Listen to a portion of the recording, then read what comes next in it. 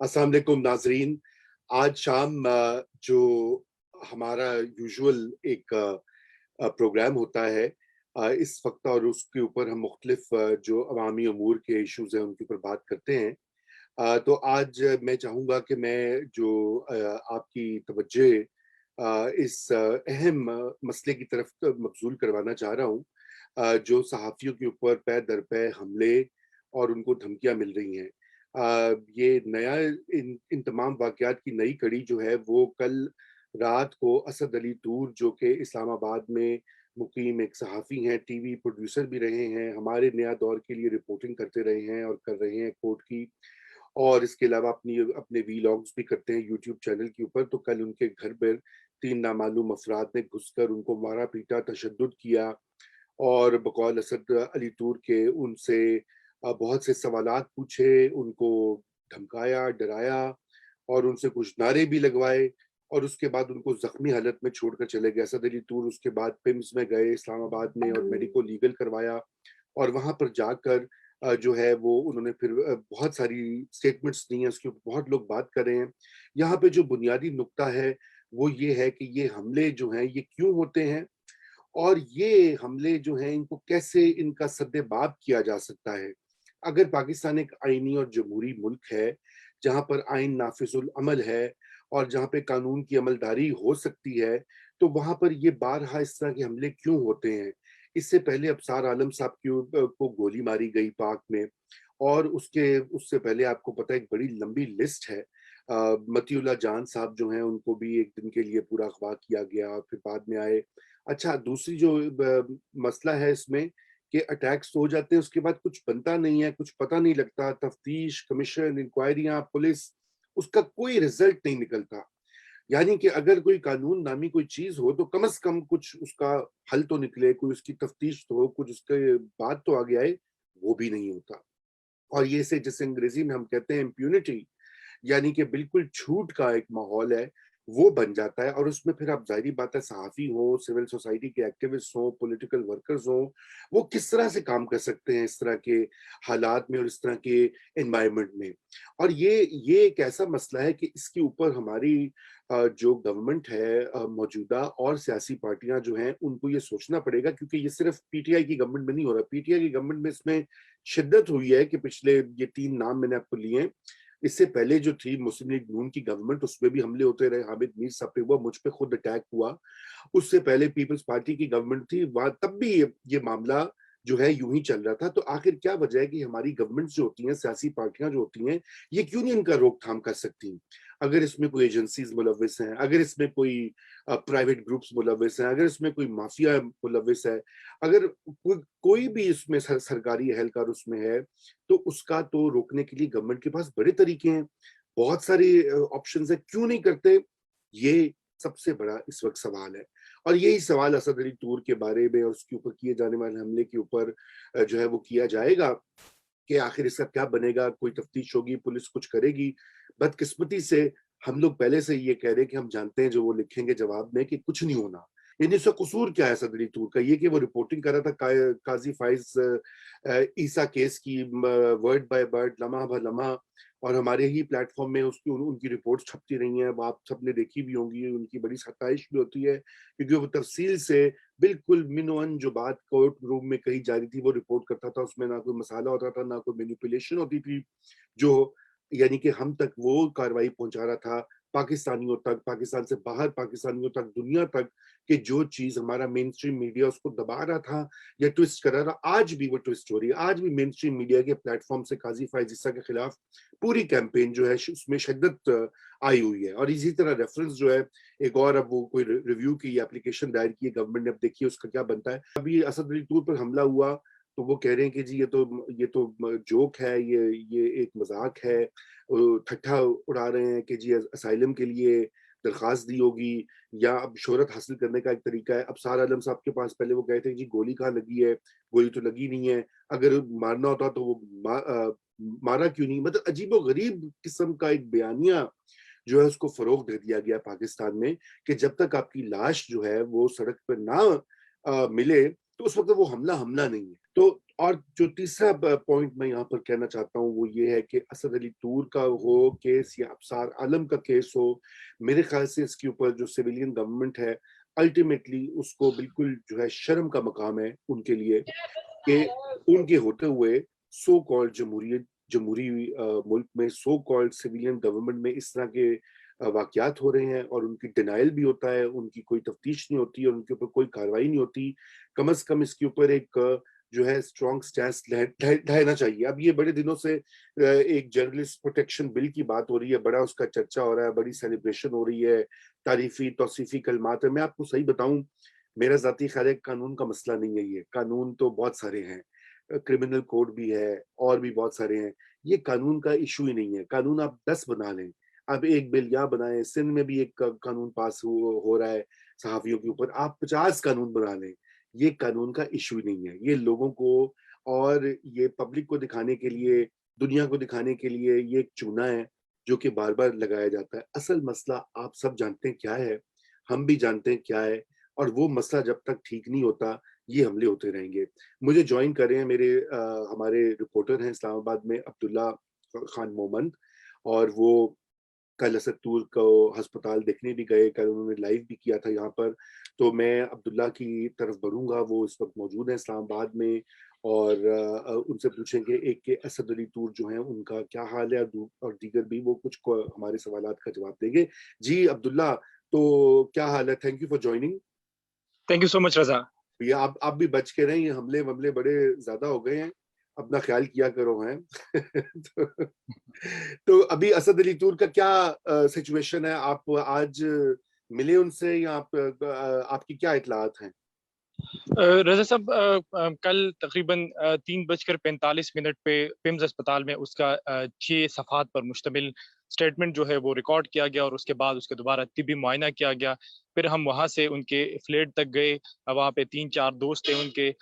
تو آج ہم اسد علی طور کے پاس گئے، وہ ریسٹ کر رہے تھے. صحافیوں کی بھی کچھ صحافی جو ہے وہ آئے ہوئے تھے، اور ان کی حالت جو ہے وہ اب خطرے سے باہر ہے، لیکن ڈاکٹروں کا کہنا ہے کہ اس کو پسٹل کے ذریعے مسلز پہ ہٹ کیا گیا ہے. تو اب یہ پتہ جب یہ انجریز کا کچھ ٹائم ہوگا تو یہ معلوم ہوگا کہ کیا یہ مسلز جو ہے وہ ڈیمیج ہو چکے یا یہ مسل ڈیمیج نہیں ہے. اگر مسل ڈیمیج ہو چکے ہیں تو اسد علی طور کو 6 مہینے مکمل ریسٹ جو ہے وہ کرنی پڑے گی، اور وہ 6 مہینے آرام سے ہوگا، وہ آرام جی کرے گا. تو آج اس کے گھر پہ بھی صحافیوں کی ایک تعداد آئی ہوئی تھی. بالکل. اس کے بعد اسلام آباد پریس کلب کے سامنے ایک مظاہرہ ہوا، اور توقع یہ کی جا رہی تھی کہ پاکستان کے اینکر اور ٹاپ کے جو جرنلسٹ ہے وہ اس مظاہرے میں شریک ہوں گے. لیکن اس مظاہرے میں 150 سے لے کر 200 کے لگ بھگ لوگ شریک ہوئے، جس میں پاکستان کا کوئی نامور صحافی یا ٹی وی اینکر شریک نہیں تھا. اس میں Pakistan federal union of journalist کے افضل بٹ صاحب تھے، اور ناصر زیدی صاحب جو ہے وہ 2 نام تھے جو اس مظاہرے میں انہوں نے تقریریں کی، اور انہوں نے کال دی کہ آنے والے جمعے کو پورے ملک میں Pakistan federal union of journalist کے تحت مظاہرے ہوں گے، اور اسد علی طور کے حوالے سے پورے ملک میں مظاہرے جو ہے وہ جمعے کو ہوں گے.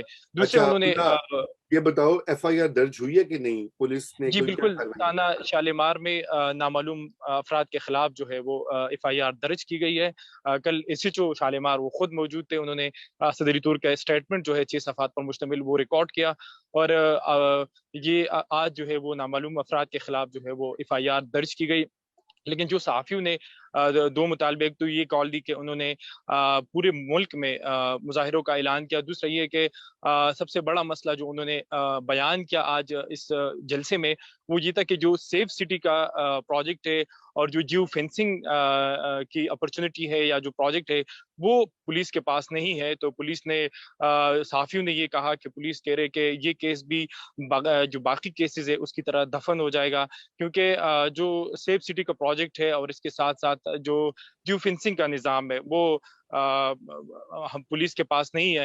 تو یہ آج اسلام آباد کی صورتحال تھی، اور جمعے کو مزید مظاہرے جو ہے وہ اسلام آباد میں ہوں گے.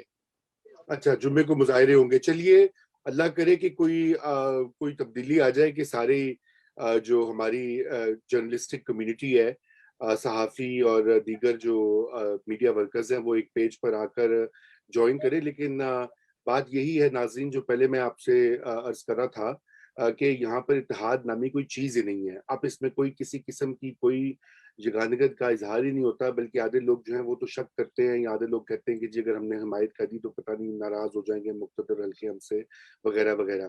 دیکھیے بات یہ ہے کہ آپ اسد علی طور کی بہت ساری باتوں سے میں ذاتی طور پہ اتفاق نہیں کرتا تھا. ان کے ویلاگز میں روز دیکھتا تھا، وہ بھیجتے ہیں مجھے، اس کا لنک ملتا تھا. آدھا ٹائم میں کہتا تھا کہ نہیں یہ شاید ٹھیک نہیں کہہ رہا، یا یعنی لیکن بھائی اس کو حق ہے. آزادی اظہار، آزادی رائے جو ہے وہ ہماری آئین کا حصہ ہے، اور اگر وہ کوئی کسی کو وہ نقصان نہیں پہنچا رہا، کسی کے وہ تشدد نہیں پہ نہیں اکسا رہا، کوئی قومی راز نہیں بیچ رہا، تو کوئی اس کے اوپر قدغن ممانعت نہیں ہونی چاہیے. یہ مار پیٹ کر تو صرف جو ہے اخلاقی فتح جو ہوتی ہے وہ وکٹم کی ہوتی ہے، اور جو ہماری جو ریاست ہے یا پرائیویٹ گروپس جنہوں نے بھی یہ کیا ان کی بدنامی ہوتی ہے. تو یہ مجھے یہ بتائیے کہ عبداللہ جاتے جاتے کہ باقی لوگ جو آپ کہہ رہے تھے کہ سینئر نامور صحافی نہیں آئے یا اینکر نہیں آئے، تو کیا وجہ، کیوں نہیں آئے وہاں پر؟ یوزلی تو وہ آ جاتے ہیں. ابصار صاحب کے وقت میں تو میرے خیال سے میں نے دیکھا تھا کافی اور لوگ بھی تھے جمع وہاں پر جب مظاہرہ ہوا تھا. رضا صاحب، یہ مظاہرہ جو تھا وہ 4 بجے شروع ہونا تھا، لیکن افضل بٹ صاحب اور جو دیگر قائدین تھے اسلام آباد کے صحافیوں کے، ان کا یہ کہنا تھا کہ کچھ صحافی جو ہے وہ آ رہے ہیں اس مظاہرے میں اور اس کا انتظار کیا جا رہا ہے، لیکن 4:45 تک کوئی بھی صحافی جو ہے وہ نہیں آیا، اور وہ اس مظاہرے میں جو ہے وہ شریک نہیں ہو. تو 4:45 پہ یہ مظاہرہ جو ہے وہ شروع ہوا، جس میں ناصر زیدی صاحب نے اس کا جو خطاب تھا وہ سب سے بہترین تھا، جو انہوں نے بیان کیا کہ اب جو ہے یہ جمعے سے ہم لا عمل بنا رہے ہیں، اور جمعے سے مظاہرے ہوں گے، ہم ڈکٹیٹروں کے سامنے نہیں جھکے. اور یہ جو پاکستانی میڈیا میں اور جو تنقیدی آوازیں ہیں، جو مدبر صحافی ہے، ان کو خاموش کرنے کی کوشش کی جا رہی ہے، تو اس کے خلاف ہم ملک گیر جو ہے احتجاج کا سلسلہ شروع کریں گے. اور انہوں نے یہ بھی کہا کہ کئی بار جو ہے وہ مطلب کچھ طاقتور حلقوں پہ جو انگلیاں اٹھائی گئی کہ یہ ان حملوں میں ملوث ہے، تو اس کے باوجود جو ہے ان کو اکاؤنٹیبل نہیں کیا گیا، ان کا احتساب نہیں ہوا. اور صحافی پہ حملہ ہوتا ہے تو ایک دن مظاہرہ ہوتا ہے، اور ہر بار جو ہے وہ مظاہرہ ختم ہو جاتا ہے. لیکن ہم اسد علی طور کے کیس کو لیڈ کریں گے، اور مزید جو ہے وہ ہم اس چیز کو برداشت نہیں کریں گے. پاکستان کے صحافی جو ہے وہ اٹھیں گے، اور شاید وہ اپنے احتجاج کا جو رخ ہے وہ اسلام آباد کے کسی اہم جگہ پہ لے کے جائے، اور وہاں پہ ایک شدید مزاحمتی مہم جو ہے وہ شروع کرے. تو جی متی اللہ صاحب، آپ کو آواز آ رہی ہے؟ جی ابھی آ رہی ہے. زبردست جی، thank you for joining. Sorry آپ کو بڑے شارٹ نوٹس پر ہم نے دعوت دی. تھوڑا اسد علی طور کے کیس کے بارے میں بتائیں، آپ ملے بھی ہوں گے آج. تو متی اللہ صاحب، یہ کیا پولیس کی سنا ہے کہ درج تو ہو گئی ہے ایف آئی آر، لیکن کیا کوئی کاروائی ہوگی؟ آپ کے کیس میں کوئی کاروائی ہوئی؟ دیکھیں، میں تو اپنے تجربے کی بنیاد پہ ہی رائے دے سکتا ہوں، اور میرے کیس میں تو بالکل کوئی کارروائی نہیں ہوئی، باوجود اس کے کہ سپریم کورٹ جیسی اعلیٰ ترین عدالت نے بھی اس کا نوٹس لیا تھا، اور پولیس کی طرف سے وہی روایتی رپورٹیں جمع کرائی گئی، اور ان رپورٹوں کے اندر اتنی مضحکہ خیز قسم کی باتیں لکھی تھیں کہ سپریم کورٹ کے معزز ججز اگر اس رپورٹ کو ایک بار پڑھ لیتے کھلی عدالت میں، تو پولیس کے لیے یقینی طور پہ مشکلات ہوتی وضاحتیں دینے کے لیے. مگر لاسٹ ٹائم جو کیس لگا وہ بغیر کوئی وجہ بتائے جو ہے وہ ڈی لسٹ کر دیا گیا، کہ مطلب وہ بینچ ہی دستیاب نہیں تھا. تو اس وجہ سے میں تو یہ کہوں گا کہ مجھے نہیں لگتا کہ اس معاملے میں بھی، اسد طور کے معاملے میں بھی کوئی پیش رفت ہوگی. جی متی اللہ جان صاحب، میں بالکل آپ کا زیادہ وقت نہیں لینا چاہتا، لیکن 2 سوالات ہیں میرے. پہلا سوال ہے جناب کہ ایک تو مجھے یہ بتائیے کہ آپ نے یہ جو آپ نے بتایا یہ تو بڑی خطرناک بات ہے کہ کسی قسم کی کوئی تفتیش اور کارروائی نہیں ہو رہی، اور انفارچونیٹلی میں آپ کے جوائن کرنے سے پہلے یہی بات کر رہا تھا کہ یہ جو نیا قانون بنا رہے ہیں تحفظ کا، آپ کے خیال سے یہ اس کا کوئی فائدہ ہوگا؟ کیونکہ میرا تو خیال ہے کہ یہ قانون کا ایشو ہی نہیں. آپ 100 قانون بھی بنا لیں، جب تک اس کے اوپر عملداری کرنے والا کوئی نہیں تو اس قانون کا کیا فائدہ؟ جی ہاں رومی صاحب، آپ کی بات 100% درست ہے. قانون تو اس ملک میں بے تحاشا ہے، اور جرنلسٹ سیفٹی کے حوالے سے جو قانون تجویز کیا گیا ہے میں یہ سمجھتا ہوں کہ اس کا یہ مطلب ہرگز نہیں ہے کہ اس قانون کے بغیر صحافیوں کے اوپر جو بھی تشدد ہوتا تھا تو وہ جائز تھا یا وہ کسی قانون کی خلاف ورزی نہیں تھی. یہ سارا مسئلہ نیت کا ہے اور یہ سارا مسئلہ ان اختیارات کی اس جنگ کا ہے جو کئی عشروں سے پاکستان کی تاریخ میں سول اور ملٹری جو ادارے ہیں ان کے درمیان چلتی رہی ہے. اب کی بار بھی عمران خان جو ہیں انہوں نے بہت ساری اسپیس کنسیڈ کی ہے ملٹری اسٹیبلشمنٹ کے لیے، اور یہی وجہ ہے کہ جب طاقتور اداروں پہ الزامات لگتے ہیں لاپتہ افراد کے کیس میں یا صحافیوں کے اوپر حملوں یا تشدد کے حوالے سے، تو ان معاملات کو انویسٹیگیٹ ہی نہیں کیا جا سکتا. اور حتیٰ کہ اب پولیس اسلام آباد جیسے دارالخلافہ کیپٹل کی پولیس بھی یہ سمجھ چکی ہے کہ اس معاملے میں جب ان کا پرائم منسٹر یا وزیر داخلہ ہی کچھ نہیں کر سکتا تو وہ اپنی نوکری کو کیوں خطرے میں ڈالے ان لائنوں پہ تفتیش کر کے کہ جہاں پہ معاملات جو ہیں وہ طاقتور اداروں کی طرف جاتے ہوں. بالکل مطیع اللہ صاحب، بڑی آپ نے یہ سب سے پتہ کی بات کی. آخری سوال جناب، اور وہ یہ میں پہلے بھی اس کا ذکر کر رہا تھا، یہ ہماری جو برادری ہے صحافتی میڈیا ورکرز کی، reporters, anchors, editors, technical staff اور میڈیا ہاؤسز میں کام، یہ جب بھی کوئی واقعہ ہوتا ہے تو یہ فوری طور پہ تقسیم ہو کے کوئی جو ہے وہ جو جس کے اوپر تشدد ہوتا ہے اسی کا مذاق اڑانا شروع کر دیتے ہیں، اسی کو بلیم کرنا شروع کر دیتے ہیں. یہ سلسلہ جو ہے یہ اس کا کیا تدارک ہے کس طرح، کیونکہ جب تک جرنلسٹ ایک پلیٹ فارم پہ یونائٹ نہیں ہوں گے، متحد نہیں ہوں گے، اس وقت تک تو ریاست ہو یا پرائیویٹ گروپس ہوں جو یہ کام کرتے ہیں وہ تو یہ کام کرتے رہیں گے.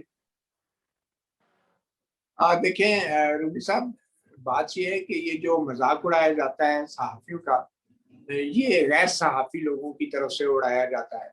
جی ایک طرف تو سوشل میڈیا پہ پیڈ ٹرولز ہیں جی جو کہ ملازم ہیں جن کو پیسے دیے جاتے ہیں پیشہ ور صحافیوں کو بدنام کرنے کے لیے سوشل میڈیا پر. تو دوسری طرف وہ پیراشوٹ اینکر لوگ ہیں جن کو فوجی اسٹیبلشمنٹ نے نوکریاں دلوا رکھی ہیں یا طاقتور جو اسٹیبلشمنٹ ہے اس کے لیے وہ ان کے لیے ٹاؤٹی کرتے ہیں. تو ان اینکروں کی طرف سے اگر کوئی طنز یا مذاق بھی کیا جاتا ہے تو وہ بھی اس کو میں سمجھتا ہوں کوئی پیشہ ورانہ صحافت نہیں کہا جا سکتا. تو یہ جو بیک سٹیبنگ کرتے ہیں یہ کچھ پیراشوٹ صحافی بھی، ظاہری بات ہے وہ صحافت تو کر رہے ہیں بڑے عرصے سے، لیکن شاید ان کے اوپر کوئی دباؤ ہے یا ان کی فائلیں کھلی ہوئی ہیں یا ان کے ماضی کا کوئی معاملہ ہے کہ وہ استعمال ہوتے ہیں، ایکسپلائٹ ہوتے ہیں، بلیک میل ہوتے ہیں اور وہ مجبور ہوتے ہیں ان پروفیشنل صحافیوں کو بدنام کرنے کے لیے کہ جن کے بارے میں ان کو حکم ہوتا ہے کہ انہیں بدنام کیا جانا ہے. تو یہ بڑی بدقسمتی کی بات ہے، مگر عمومی طور پہ میں نہیں سمجھتا کہ جو پروفیشنل جرنلسٹ ہیں وہ اپنے ساتھیوں سے متعلق کوئی ایسی کیمپین چلاتے ہیں یا ان کو بدنام کرنے کی کوشش کرتے ہیں. زیادہ تر یہ سوشل میڈیا کے اوپر ہوتا ہے کام، جو پیڈ ٹرولز ہوتے ہیں اسٹیبلشمنٹ کے. اور آپ کو پتہ ہے کہ 5th جنریشن وارفیئر کے نام کے اوپر جس قسم کی جو 5ویں نسل کی جنگ کا اعلان کیا گیا ہے، اس کا ہدف جو ہے وہ بھارت یا انڈیا کے پروپیگنڈسٹ نہیں، وہ سیاست اور جمہوریت کے دائی ہیں اور جو پاکستان کے اندر ہی موجود ہیں، جو پاکستان میں آئین اور قانون کی بالادستی دیکھنا چاہتے ہیں. تو یہ 5th جنریشن وارفیئر کے نام پہ جس قسم کی یہ جنگ شروع کی گئی ہے، بدقسمتی سے اب یہ جنگ نہ تو لائن آف کنٹرول کے پار لڑی جا رہی ہے، نہ ہی واگا بارڈر کے پار لڑی جا رہی ہے. یہ جنگ اسلام آباد کے اندر اور پاکستان کے دل میں لڑی جا رہی ہے ان قوتوں کے خلاف کہ جو جمہوریت کی بات کرتے ہیں، جو آئین کی بات کرتے ہیں، جو پارلیمنٹ کی بالادستی کی بات کرتے ہیں. جی بہت شکریہ، بڑی آپ نے پتے کی بات کہی ہے. اور میں یہ توقع کرتا ہوں کہ مطیع اللہ جان صاحب تاریخی جو ہمارا پیٹرن ہے کبھی تو ریورس ہو، کبھی تو کوئی احتساب ہو، کبھی تو کوئی وہ لوگ جو کہ صحافیوں کو بار بار نشانہ بناتے ہیں اور یہاں پولیٹیکل ورکرز کو، سول سوسائٹی کو، تو ان کی بھی کوئی پوچھ گچھ ہو. اسی کے ساتھ ناظرین خدا حافظ، اور مطیع اللہ جان صاحب آپ کا ایک بار پھر شکریہ.